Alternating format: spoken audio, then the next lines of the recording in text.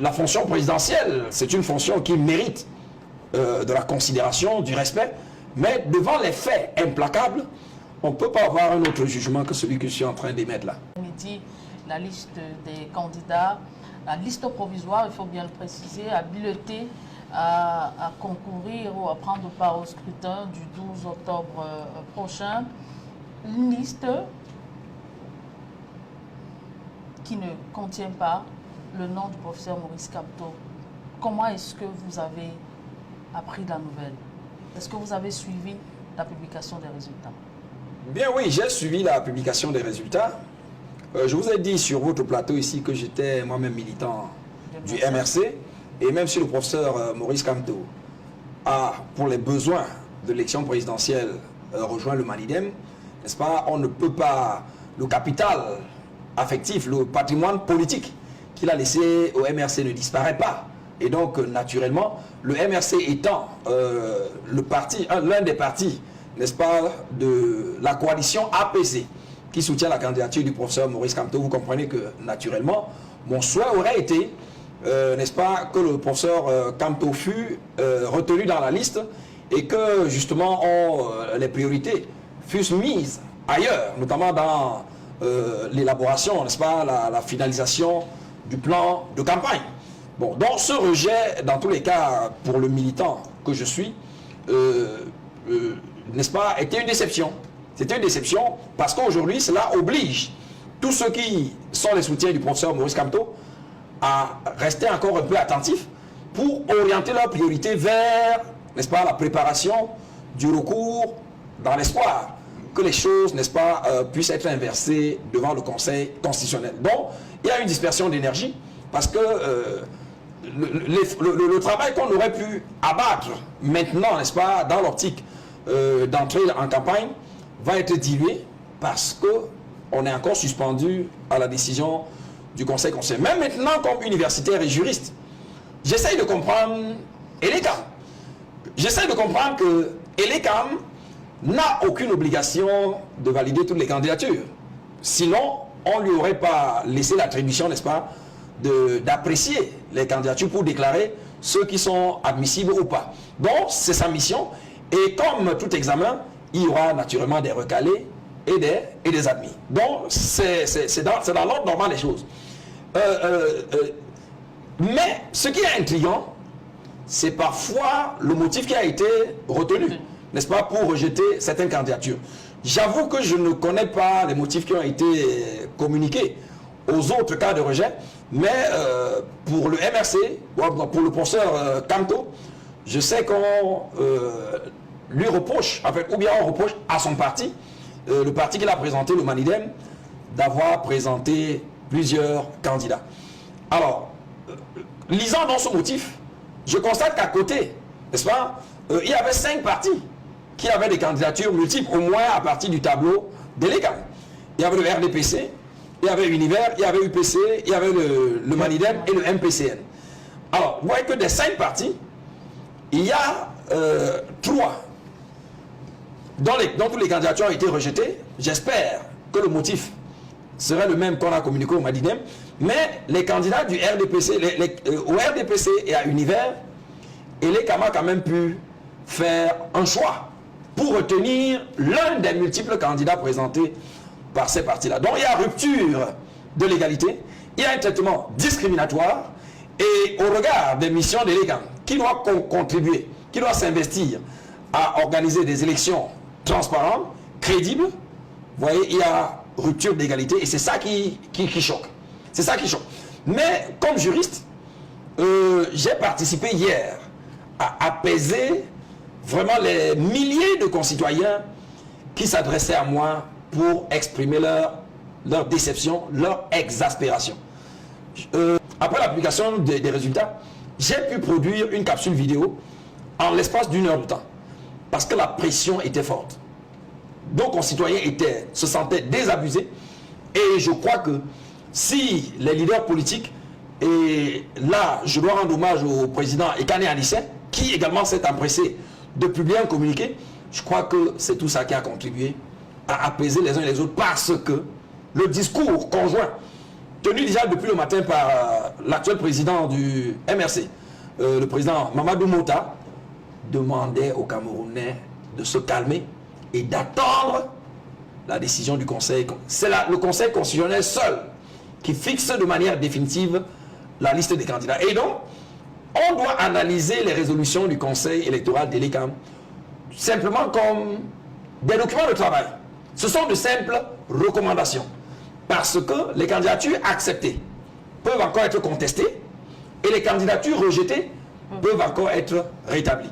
Je crois qu'en prenant connaissance des motifs, et quand une candidature est rejetée, elle doit être motivée. La candidature acceptée n'en a pas besoin au regard du code électoral. Et donc, prenant connaissance du motif pour lequel une candidature a été rejetée, il est sûr que les uns et les autres vont exercer les recours. Et pour ce qui est du professeur Kamto, je peux vous garantir qu'un recours sera déposé demain, puisque c'est au plus tard demain qu'il faudra déposer les recours. Donc un recours sera fait. Et je pense qu'au regard du motif allégué, c'est une situation qu'on peut facilement régler au regard, n'est-ce pas, de ce que nous voyons déjà circuler dans les réseaux sociaux et même du communiqué du ministre de l'administration territoriale. Je crois que vous l'avez lu, le ministre de l'administration territoriale a publié un communiqué le vendredi 25 au soir, n'est-ce pas, qui faisait état de ce que son site avait été piraté. Et qu'est-ce que le ministre dit? Le site a été piraté dans l'optique d'y insérer un individu qui n'a pas de fondement légal. Alors nous savons ce qui s'est passé. Le site a été modifié pour remplacer le nom du président Ekane Anissé par celui de M. Dieudonné Yebga. Et donc si le ministre de l'administration territoriale, qui est la tutelle des partis, qui est censé recevoir les actes modificatifs, n'est-ce pas, la structure des partis le dit, je crois que c'est un signe prémonitoire de ce que ce contentieux pourra facilement être réglé, n'est-ce pas, l'indication étant clairement donnée de ce que M. Dieudonné Yebga n'avait rien à faire dans le Manidem. We'll certainly come to that shortly to get into some of the details of what some have qualified as unlawful interference of the Minister of Territorial Administration in electoral matters that fall under the competence of the elections organizing body Elections Cameroon. But first, Prof, is there any legal backing to the reason given by Elections Cameroon to disqualify the two files that came from the Manidem political party? Is there any article in the electoral code that talks about the fact of multiple candidatures coming from the same political party? That question is fundamental. Because even before the Electoral Council of Elecam published the results, we saw on the network an imaginary, do they say so? Imaginary, that is a fake article supposed to be section 162 sub 4 of the electoral code, stating that in case of multiplicity of candidature, all those candidatures must be rejected. No, this article does not exist. J'ai participé à une émission ici sur votre radio à partir de Tchad, où un collègue justement faisait état de ce que un article 162 alinéa 4 du code électoral, n'est-ce pas, prévoit qu'en cas de multiplicité de candidatures, toutes ces candidatures doivent être rejetées. Alors, interpellant le journaliste, je lui ai dit que je souhaitais avoir ce texte. Je crois que heureusement, il n'y a pas d'alinéa 4. Il n'y a pas d'alinéa 4 de l'article 162 et cet article 162 traite de l'élection législative. Les incompatibilités. Alors vous comprenez comment des collègues peuvent créer dans leur tête des dispositions qui n'existent pas. Chacun peut vérifier, il n'y a pas un article 162 alinéa 4 du code électoral. Et l'article 162 se trouve dans la partie du code électoral traitant des élections législatives. C'est limité à 2 alinéas. Donc, de la radio ici, vous voyez, des collègues peuvent enfumer la population, créer des dispositions qui n'existent pas. Donc, je l'ai rapidement interpellé pour lui dire, je souhaiterais avoir ce texte. Heureusement, le journaliste avait sur le plateau le code électoral qui a donc confirmé, comme vous le faites là, qu'il n'y a pas d'article 162 alinéa 4. Donc, c'est pour dire que cette information a circulé. Et donc, je vous l'ai déjà dit qu'elle n'existe pas. L'article 162 alinéa 4 n'existe pas. Et deuxièmement, il faut une loi pour sanctionner, n'est-ce pas, la prétention à un droit fondamental. Donc, si une telle disposition existait dans le code électoral, ce serait la loi. Et ce serait conforme à l'article 26 point 10 de notre Constitution, qui renvoie à la loi la détermination du régime des droits fondamentaux. Parce que j'insiste toujours là-dessus. Le Cameroun se revendique être une démocratie. Et le Cameroun, dans sa constitution, s'engage à respecter les droits fondamentaux tels que contenus dans la Constitution d'abord, mais aussi les instruments internationaux règlements ratifiés. Le droit dont nous parlons, le droit de candidater, a des fondements extrêmement solides. Non seulement c'est clairement dit dans la Constitution, les articles 2, 3, ainsi de suite jusqu'à 6, mais l'article 25 du Pacte international des droits civils et politiques, dont le Cameroun est membre. L'article 13 de la Charte africaine des droits de l'homme et des peuples. Ce sont des dispositions qui ne permettent la restriction d'un droit fondamental qu'en vertu d'une loi. Alors donc, vous comprenez que les gens peuvent créer des lois qui n'existent pas et il faut le dénoncer. Donc je dis, en matière, on est là, étant donné que nous sommes au cœur des droits fondamentaux, la théorie des droits fondamentaux veut que, comme je le disais déjà à mon ami Babila, quand on a affaire à un droit fondamental, il s'agit d'une prérogative qui doit naturellement être reconnue à tout le monde, qui doit être exercée sans restriction, sauf en vertu d'une disposition légale. Et quand il parle de la loi, c'est l'acte du Parlement ratifié promulgué par le chef de l'État. Ça veut dire qu'il ne s'agit pas d'un arrêté quelconque, ou bien d'un décret. C'est la loi. C'est-à-dire que ça doit être passé par le Parlement. Alors, en ensemble de loi, mais d'où vient-il que l'on restreigne un droit fondamental? Parce que chaque fois qu'il y a une situation ambiguë, d'après la théorie des droits fondamentaux, je le dis là en mondovision, la solution qu'impose la théorie des droits fondamentaux, c'est de retenir celle qui permet la jouissance et l'exercice des droits fondamentaux. Ce n'est pas de rejeter. Dans cette jurisprudence, ce texte qu'on a brandi, en l'appuyant d'ailleurs d'une prétendue jurisprudence UPC. Si telle était même la situation de la jurisprudence camerounaise, elle doit être révisée. Parce qu'elle navigue à contre-courant de la théorie des droits fondamentaux dont le Cameroun se revendique d'être l'un des chantres. Donc vous ne pouvez pas dire que vous êtes un pays des droits de l'homme et avoir des postures légales ou jurisprudentielles qui contrarient la philosophie des droits de l'homme. Donc, devant la situation de multiplicité des candidatures, je dis même si, je ne sais pas, hein, mais les gens parlent trop d'une jurisprudence UPC. Même si cette jurisprudence existait, il n'y a pas de jurisprudence définitive. En anglais, on sait ce qu'on appelle you can change the position. Il y a des revirements jurisprudentiels.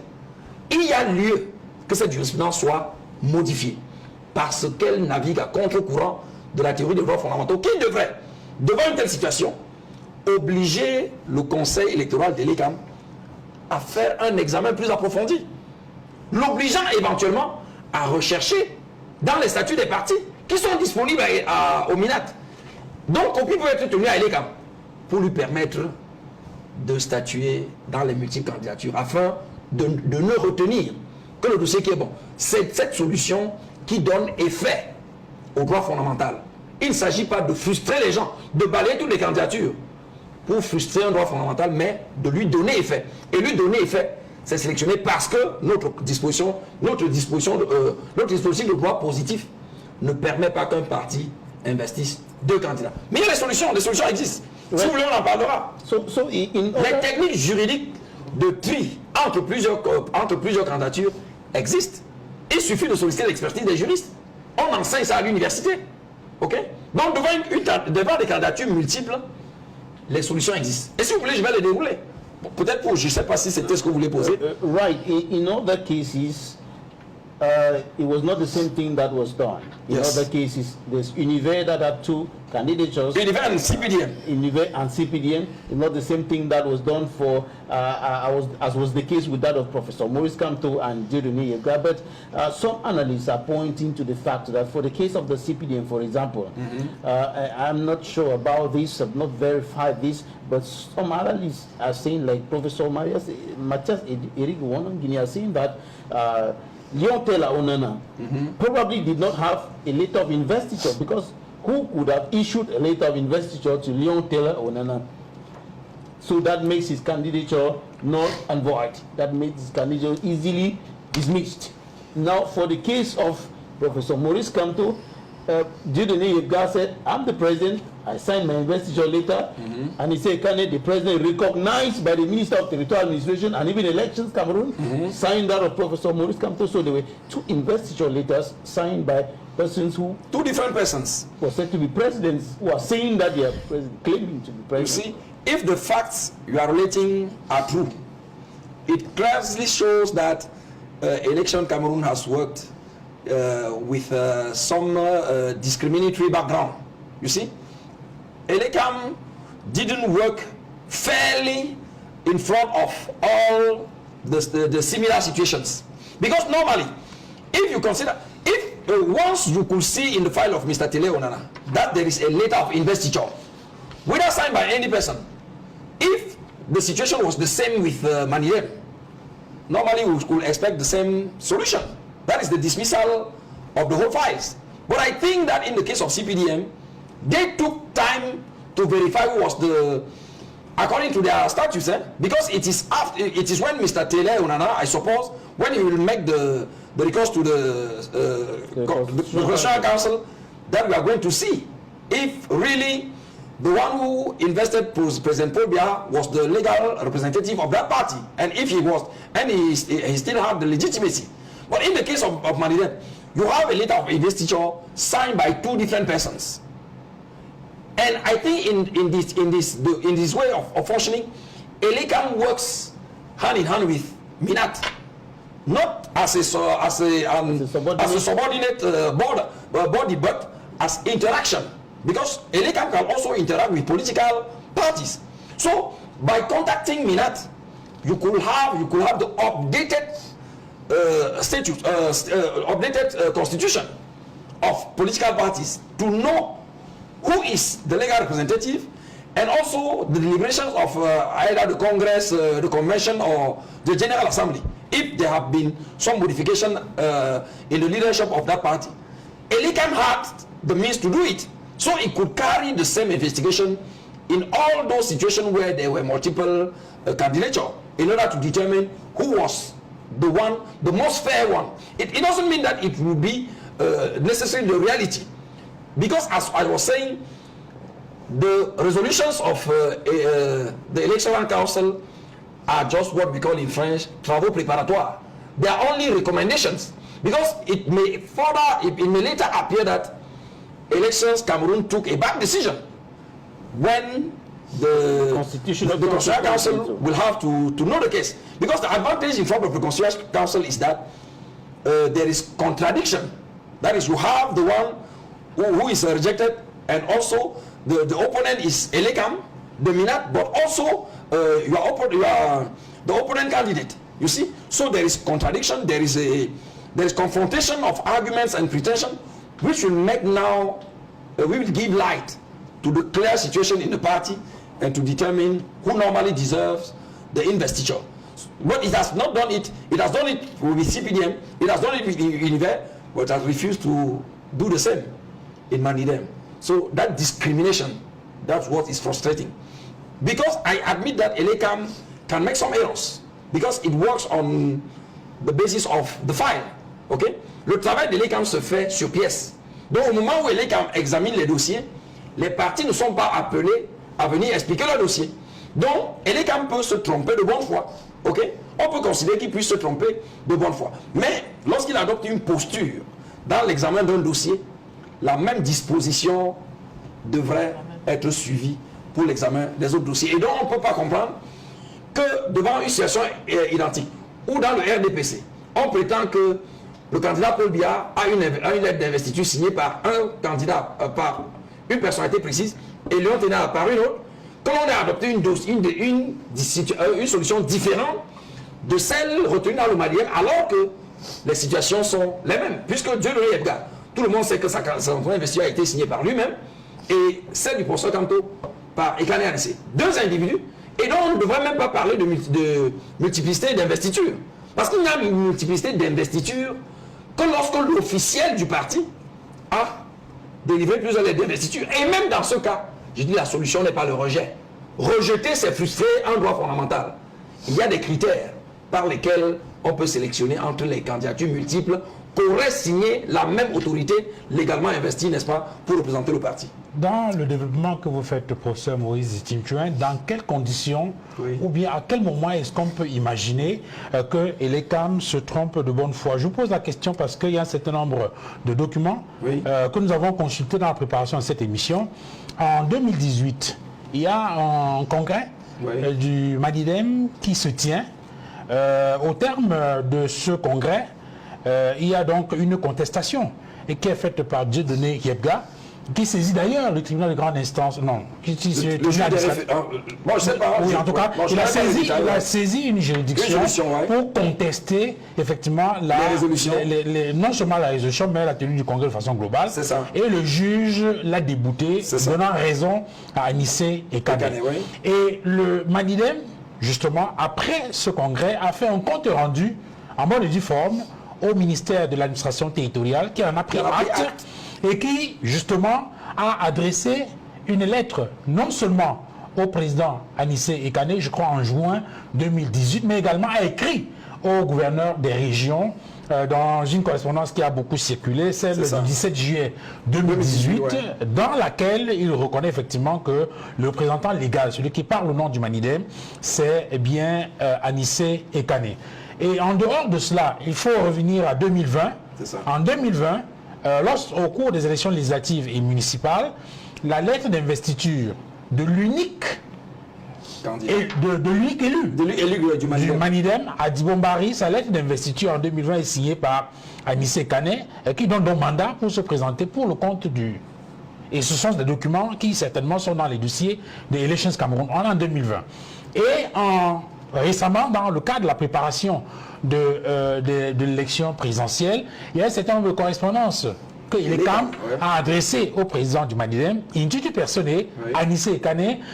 Nous avons par exemple cette correspondance du 24 avril 2025 qui est adressée par un membre du conseil électoral, notamment le professeur Dorothy Ndioma, qui convie Anissé Ekane, Intuitu Personné, comme président du Madidem pour participer à des rencontres dans le sens de préparer cette élection présidentielle. Et selon des informations que nous avons reçues du Madidem, il y a eu une autre concertation qui a eu lieu en juin 2025, donc il y a pratiquement un mois, où c'est encore Anissé Ekane qui a été invité à Elections Cameroun comme étant le représentant légal du Madidem.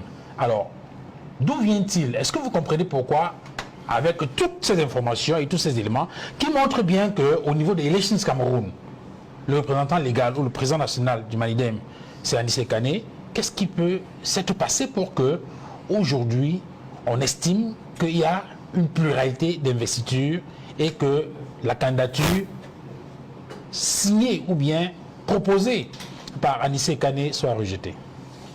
Bien, je ne suis pas la personne la mieux placée pour répondre à cette question. Je crois que c'est Elecam seul, n'est-ce pas, qui pourra permettre à la communauté nationale de mieux comprendre la question que vous posez. Parce que justement, les pièces que vous citez, que vous énumérez, tous les Camerounais en ont pris connaissance. Et je crois qu'au-delà de ces pièces-là, mais on a vu le vidéogramme du supposé secrétaire général, n'est-ce pas, de l'équipe de M. Yebga, n'est-ce pas, qui circule et dans laquelle, n'est-ce pas, l'intéressé fait savoir que le dernier congrès du Madidem s'est tenu en 2018 et qu'au sortir même de ce congrès, Yebga avait été formellement exclu du Madidem. La résolution 4, n'est-ce pas? Donc vous comprenez, il y a tellement d'éléments.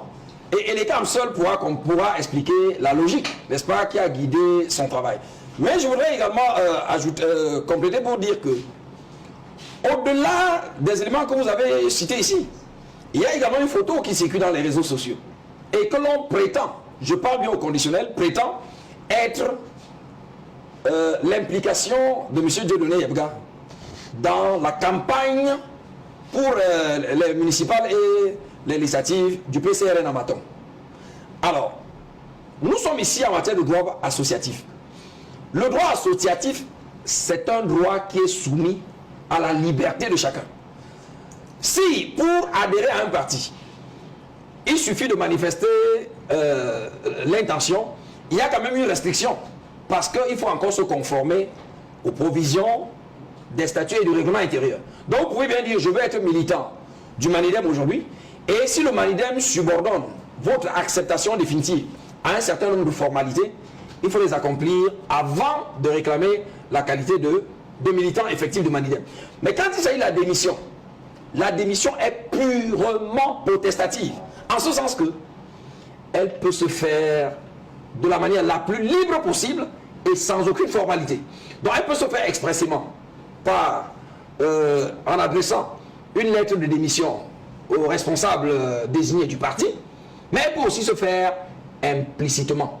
Alors quand on met ensemble le fait que Yebga aurait été exclu en 2018 et qu'on le retrouve en 2020 dans la campagne d'un autre parti, alors que le Manidem est partant pour la même élection, en droit, la déduction est vite faite. Yebga a démissionné et il est désormais au PCRN. Si ces faits-là sont avérés, c'est la solution que le droit commande. Donc pour dire que les éléments que vous avez cités sont pertinents, mais il y en a plus. Il y a plus que ça. Et justement, vous faites bien de relever que Elekam avait les moyens de régler ces cas de candidature multiple comme elle l'a fait pour le RDPC. Parce que, à la création d'un parti, les éléments qui sont communiqués au MINAT comportent les statuts du parti avec les responsables. Et chaque fois qu'une modification intervient dans la structure du parti, l'article 5, le fameux article 5, n'est-ce pas, brandi par le ministre Grégoire Ona, pour justifier, n'est-ce pas, cet article 5 veut que les partis communiquent ces modifications aux gouverneurs des régions et des gouverneurs de région arrivent au MINAT pour la mise à jour du fichier des partis, le MINAT étant la tutelle des partis politiques. Alors, au regard des attributions du MINAT dans le fonctionnement de l'ELECAM, ils sont appelés à interagir. Ça veut dire que devant les candidatures multiples, ce n'est que les candidatures multiples qui obligent l'ELECAM à entrer dans les partis. Parce que s'il n'y a pas de dissonance à l'intérieur d'un parti, l'ELECAM n'a nullement besoin d'entrer dans les partis. Il se contente de la lettre d'investiture, quel que soit celui qui l'a signé. À partir du moment où le parti, il n'y a pas un membre du parti qui le conteste, il prend acte de ça et on avance. Mais dès lors qu'il y a dissonance, il est obligé d'entrer dans les statuts du parti. La question maintenant, c'est il prend ses statuts où? Son interlocuteur, c'est le MINAT, qui a donc des données actualisées et qui lui permettrait donc de savoir, au regard de toutes ces pièces, qu'il n'y a que Ekane Anissé qui est encore le représentant officiel du Manidem et que Yebga ne serait qu'un usurpateur. Alors,